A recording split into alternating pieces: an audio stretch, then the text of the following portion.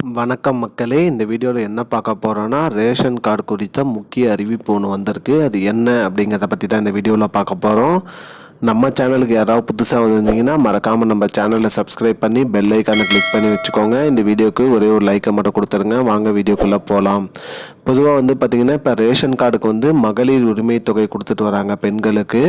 அந்த வகையில் வறுமை கோட்டு கீழே இருக்கிறவங்க மற்றும் தகுதியான பெண்களுக்கு அரசு தரப்புலேருந்து மகளிர் உரிமை தொகை ரூபாய் 1000 வந்திருக்கு. அந்த 1000 நம்ம கூட்டுறவு வங்கியில் செலுத்தினா நமக்கு வட்டி விகிதம் அதிகமாக வருங்கிறத சொல்லியிருக்காங்க. நார்மல் வங்கியில் பார்த்தீங்களா, சாதாரண வங்கியில் பார்த்தீங்கன்னா 4 to 5% வரைக்கும் தான் வரும். இதே கூட்டுறவு வங்கியில் நீங்கள் உங்களோட பணத்தை நீங்கள் டெபாசிட் பண்ணினா 7.5% வரைக்கும் வட்டி கிடைக்கும் அப்படிங்கிற மாதிரி சொல்லியிருக்காங்க.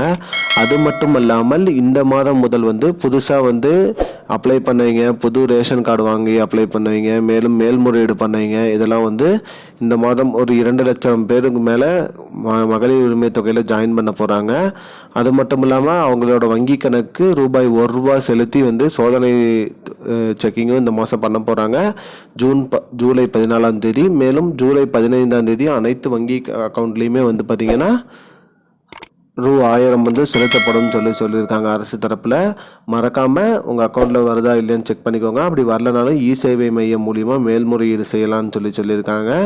நீங்கள் உங்களோட அக்கௌண்ட் கூட்டுறவு வங்கி கொடுத்துருந்தீங்கன்னா உங்களுக்கு இது பெனிஃபிட்டாக இருக்கும்.